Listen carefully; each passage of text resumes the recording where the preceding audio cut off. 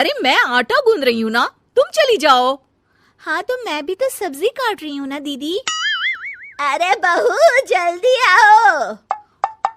ओफो, ये तो जाएगी नहीं। मैं ही जाकर देखती हूँ कि क्या करना है। पल्लवी सुषमा के कमरे में जाती है। जी मम्मी जी, क्या हुआ? शाम को घर पर कुछ मेहमान आने वाले हैं, तो तुम अच्छा सा खाना बना लेना बहू। ठीक है मम्मी जी, आप बता दीजिए क्या क्या बनाना है और कितने लोग आ रहे हैं।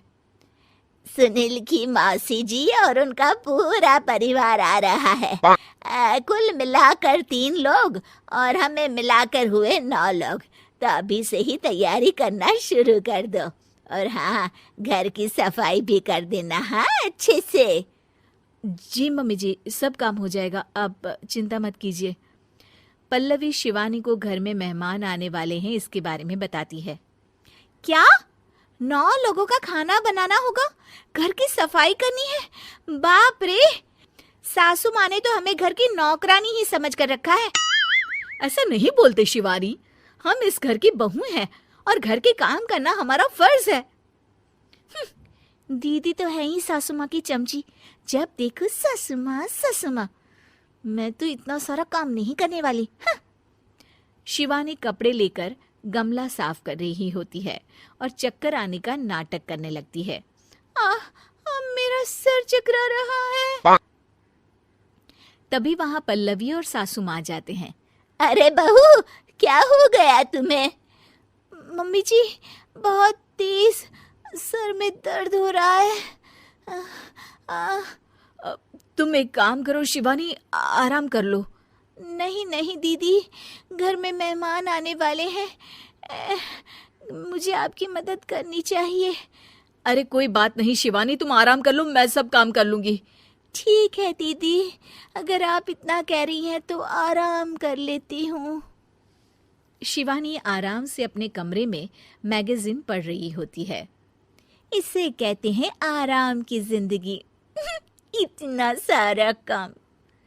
चलो सारा काम खत्म हो गया, शिवानी को देख आती हूँ। शिवानी अपने कमरे में ईयरफोन में गाने सुनते सुनते सो जाती है और उसके साइड में मैगजीन भी रखी होती है। पल्लवी वहां आ जाती है और वो सब देखती है। ओहो, तो मतलब सब काम चोरी का बहाना था। अभी बताती हूँ इसको। घर का सारा काम मुझे करना पड़ा और ये महारानी यहाँ मैगजीन पढ़ रही है, गाने सुन रही है। पल्लवी रसोई से एक प्लेट और चम्मच लेकर आती है और शिवानी को थाली बजाकर उठाने लगती है। शिवानी अचानक से उठती है। उठ गई महारानी, गाने भी सुन लिए, मैगजीन भी पढ़ ली। तुम तो बहुत बड़ी झूठी निकली शिवानी। तुमने सर दर्द का बहाना बनाया ताकि काम करने से बच सको।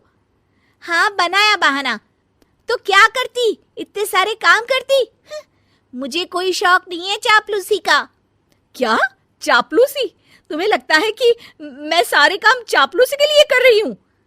नहीं तो क्या। तभी वहां सासू माँ आ जाती हैं। अरे बहू, वो लोग बस आने ही वाले हैं, तुम तैयारियां कर लो। जी सासू माँ, तुझे तो मैं बाद में देखती हूँ। सब खाना खाने बैठते हैं और खाना शुरू करते हैं। तभी सुनील की मौसी बोलती है। वाह भाई वाह, खाना तो बहुत ही अच्छा बना है सुषमा जी, एक एक चीज में क्या स्वाद है। ये सुनकर शिवानी मुंह बना लेती है। उसे अपनी जेठानी की इतनी तारीफ रास नहीं आती। आपकी बहुएं तो बहुत ही अच्छा खाना बनाती हैं। हाँ, बनाती तो दोनों ही अच्छा है, पर आज ना ये सारा खाना बड़ी बहू ने बनाया है। छोटी बहू की तबीयत ठीक नहीं थी, सो इसलिए। मानना पड़ेगा सुषमा जी, आपकी बड़ी बहू तो बहुत ही गुणवान है।